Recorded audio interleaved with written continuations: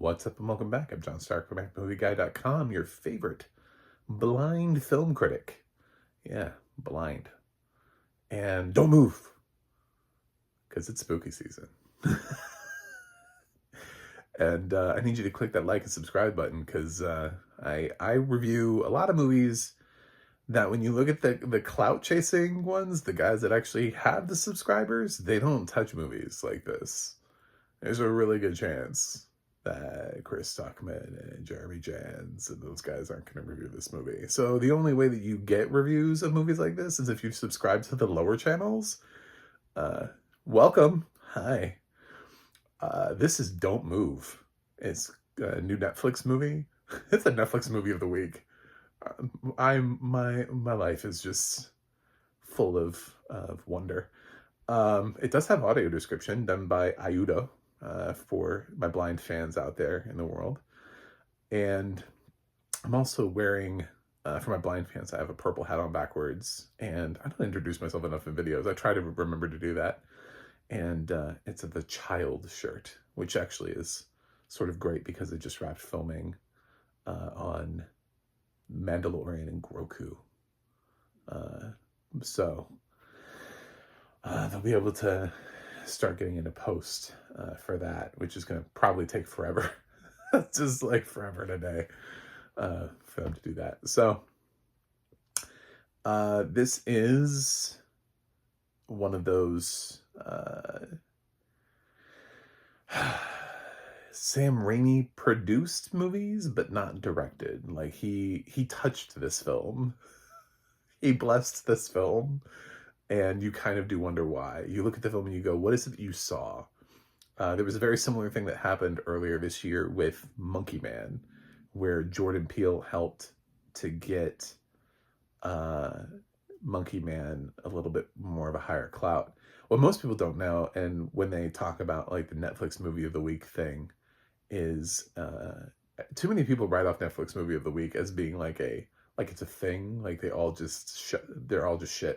You know, well, Monkey Man was actually a Netflix movie, and Jordan Peele actually got it out of Netflix and to a studio for a theatrical release by jumping on as producer with Monkey Paw and pulling it away from Netflix and getting it to theatrical, and then suddenly it has fans. That film was developed for Netflix, so this easily could have been something that was developed for Netflix, and then Shudder jumped in and was like, no, we like this. We want this, or somebody like that. I don't know. And then Sam Raimi grabs it and then yanks it. But alas, it's going to have that stigma to it. Is it fair stigma? That's the question. So we are shown, this film is basically two characters. I'm just going to go ahead and tell you that, like, straight up. This film is essentially two people. There's a woman that we're introduced to at the top, and this guy, Robert, I think is his name, played by Finn Wittrock. And you don't quite know what their dynamic is at the beginning, and then it becomes more clear when she tries to leave. Oh, he's a serial killer. Whoops. And of course, she's expressed sort of suicidal thoughts and stuff over the loss of her child, and he's like, well, if you're gonna die anyway, I mean, what's the point? Like, might as well allow me to have some fun, I guess. This is train of thought. So he takes her, and she turns out to have a lot more life left in her and fight left in her. She has this little like toy thing that was her son's or whatever that she has, and keeps around, and he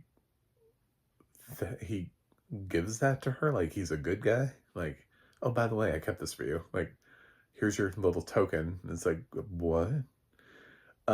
So I don't know. There's it's sort of a very weird dynamic here. But so she's some of this is spoilery, but it's also the plot of the movie. So they're driving and she tries to escape, and then when she tries to escape, he reveals to her because she's actually pretty badass, and it looks like, I mean, this could be a very short movie if they let it be. Unfortunately, as he goes, he's like, when you're flying at, he gives some sort of asinine like reference. I'm like, just say you had a plan B. Just like plan B this, dude. Don't, when you're flying at 30,000 feet, there's a check for everything. There's a plan B for the toilets. I'm like, oh my God, where is this going? So he injected her with a paralytic that has not quite taken effect yet. So she just doesn't know. So she thinks she has full mobility, but he's like, yep. And once you start to feel it, you've got about 20 minutes until you're completely paralyzed. And so there's a really interesting sequence where she runs from the car and she's trying to pay attention to how her body is slowly becoming paralyzed. I thought that was really effective. And she has a very limited amount of time to hide and to get away from him. And does she, I think, is the question. Where does this film go with that? The film plays with the paralytic very well. And even with the length of time, it's not a film that's shot in real time, so it allows itself beats to be able to also get her through the paralytic and then like out the other side so that she can regain mobility. But like she regains mobility in very slow ways. You know what I'm saying? So like not necessarily like useful ways. So it's basically a film that the whole hook here is she's paralyzed, and she's fully paralyzed for at least a chunk of the movie where she can't move or speak. She can barely breathe. Like the paralytic has like, she's kind of gasping for air because she really can't even breathe. So that is the movie, and then just a serial killer stalking her. And I don't want to spoil like, does he find her? When does he find her? Where does he find her? What does the chase look like? I don't want to spoil any of that for you. I'm just telling you that's what it is. So, and how it plays with the paralytic. And the question will be at the end, how is she able to turn the tide in her favor? Is she able to turn the tide in her favor? Or does this guy go on to become a prolific serial killer for Netflix, and we'll get Don't Move 2 and Don't Move 3 and Don't Move 4? Does she win or lose in this movie? By introducing a character to you, I thought that was really interesting. By introducing a character to you that has expressed desire to end their own life anyway, what kind of sympathy does that exert out of the audience when your protagonist is already planning on doing it themselves, and then you're like, well, but not by a serial killer. I mean, we're cool with her walking in front of a train. Like, what's your response to that? I mean, in many ways, you could say the situation sort of saves her life. But the question is, by the end, will it also end it?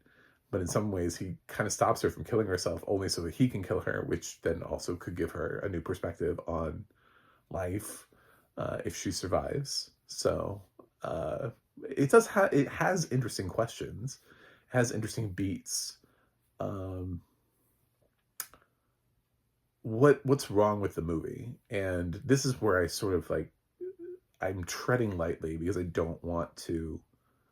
I really don't want to feel like I'm oversharing with you. I would say that Finn Wittrock, it's Robert, comes across as too good, too strong, too well prepared for shenanigans. You know what I'm saying? Like this, when she gets away, she's in a given situation where he can't possibly be prepared for the landscape. We don't know enough about him to be like, is he good at anything else? Like, what is he good at? Is he good at tracking? Is he good at, Is he a hunter that spends a lot of time outside? Does he like, what is he even? So he just sort of seems, he gets sort of into that horror movie trope where, and that's sort of where the thing becomes uninteresting, is it's like he should stick more to the reality of it. Oftentimes with slasher movies, we accept the fact that no matter how fast you run or where you hide, Jason or Michael has gotten to the same place that you've gotten to by walking. You know, that's always the thing. The joke that they make is that um, you could drive slash run, however, and then as soon as you get there, 5 seconds later, Michael Myers is there, and you're like, how the how the fuck did you get there? Which is one of the reasons I love the Friday the 13th video game so much, is that they actually just introduced teleporting for Jason as a feature. It's almost like something that you don't know about him from the movies, but they're just like, that's really the only way he could be doing it. Other than just straight up giving him super speed and allowing him to, but then that breaks the whole like not being able to run thing. Um, so the stalking people is just a whole lot easier to just teleport him across the map. Let somebody run and then just boop, I'm here, breaking in the window. And he kind of feels like he has that ability to just find you wherever you are, no matter what. And it's like he's not Jason and he's not Michael Myers. And what I like about him is that he's grounded in reality. He feels very much like a serial killer, like a cautionary tale that you might actually find in the real world. But then when he just sort of was like, well, it seems like I'm over here. Oh, look, it's like, he seems like he's constantly on the path, and it's like he sort of has anywhere he could go. It's sort of like being presented in a situation where you could go any direction. If I drop you in the middle of a field and you could turn 360 and walk in any direction, and you happen to walk in the same direction as me without knowing, like, that's suspicious to me, you know? And there isn't really anything given necessarily. There's a couple times where he can see her as she's running away, maybe to give sort of an indication of direction, but there are plenty of times where he's looking for her. He has no idea where she is. And he's like, just like stumbling into locations. And it's not as interesting that way as you would think. On the plus side, there's some really interesting things that the film plays with that I liked. There's a thing with a lawnmower, which is I was like, this makes no sense. I don't know why the lawn has to be mowed right now, but oh my God. I thought it was great. Um, and it was like the perfect timing. But when you think about, like, really, he's mowing his lawn now. Uh, seems like one of those lawns that's never been mowed, and he's like, I'm gonna mow the lawn right now. And I thought that scene was because of the paralytic, again, the helplessness slash in your helplessness that she has. I thought that was really interesting. Being in a situation where you're like, fuck, lawnmower. There's also one with ants that I thought was really good. So there's a couple things in here that really sort of intrigued me and interested me. But mostly, yeah, it's the paralytic, and it's seeing it react, and it's the actress, who I'm not familiar with any of her work before, so I can't really compare it to anything. But as far as a strong debut, it kind of makes me want to like remember her name a little bit. But also, what I realize what I'm getting though is audio description acting. I don't know how well she looks terrified in this moment, but a lot of this is a mute performance. She is, for a chunk of the film, completely paralyzed and unable to talk or move, and things happen around her and to her and stuff like that. So I think it hinges upon her ability to act and to pull that off and to come across as somebody who is tremendously afraid and has no control. And I think that's what's terrifying about the film, is that to be in that situation and to not be able to do anything. Is, if you're looking for a scare, that's the situation that it puts you in. And it's a situation that we've seen before, where we take somebody and we immobilize them somehow. Or we play with somebody who is a disabled character, like in the later Chucky movies, the straight-to-video Chucky movies, where the protagonist of those films is wheelchair bound. Or you take somebody like the Great Misery movie, right, with Annie Wilkes, and he's trapped in bed and he can't move, and she makes sure he can't move. Uh, Spoiler for anybody who hasn't seen Misery yet. Yeah, some of that stuff is truly, when you, because we often think about like horror movies and we're like, oh well, this is what I would do, and it's like, but what if you couldn't move? And here it's like, what if you really couldn't move?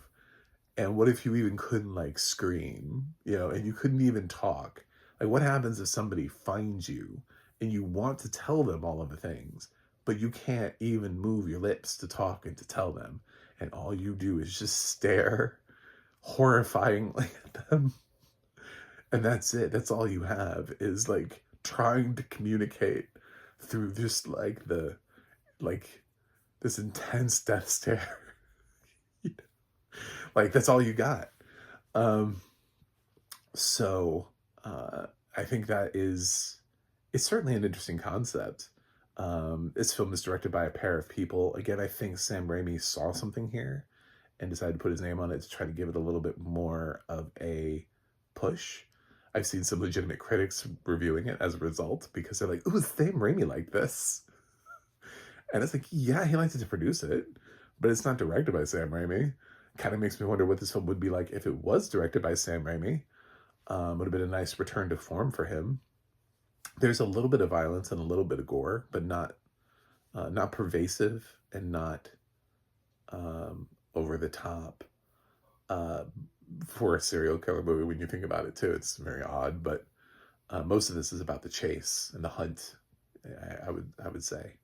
So I'm not fully in love with this. I think we've had better horror movies this year, but I don't hate this movie. I like this film. Has some cool ideas and some concepts that sort of work. I can see sort of why Sam Raimi saw what he saw in this film, like what works. But I do think that Finn Woodrock, as the gamer culture would say, is OP. He's a little bit much sometimes. And I feel like he has really no obstacles until the end of the film, which is the question of who wins, and I think it would have been much nicer to see him have a little bit more struggle, because he's just a dude. He's just a serial killer, and we don't even know how good he is at it, by the way. We don't even know how prolific he is. This could be his second, his third, like, okay, so he gets a paralytic agent. That kind of makes his job a lot easier, but other than that, we don't know how actually good he is at anything else. Like, what is his skill set outside of this? And he seems to just be really good at everything. And, well, I'm a lot smarter than everybody, and I will win in every situation. And it's just like, that's not fun to me. Like, giving me an OP villain who just seems to be a regular dude. I would have enjoyed him being a little bit more like, fuck. A little bit more like the struggle is real in this movie than he is. Like, he's so confident in like his ability. He's like, well, the paralytic is going to take effect. I'm going to find her eventually. I don't know. It's just, I don't know. Didn't quite sell me, but there's some stuff here to work with. And I'll be interested to see how many people watch this and like this. Anyway, I'm going to give Don't Move a B. It's well described. Iota did a good job. The acting is from what I can tell, decent. Although I fully agree the fact that the acting is pretty much almost fully communicated to me as a blind person through audio description. It would be hard for me to name her for an award because I can't fully trust. It's like it would be like awarding the narrator for narrating for telling me about her performance. It's almost like instead of seeing a movie, like your best friend tells you about a movie and then you nominate that. And that but your best friend is so good at telling you about the movie and is so like effusive in their love for it. They're just like, oh my gosh, she was so good in the scene. Like you're like, oh my god, and then you go and you vote best actress of the year, and you're like, oh, but this person. So you went, no, but my friend did, and she told me all about it. It's like nobody would do that. So, anyway, click that like and subscribe, and I'll see you guys on the other side.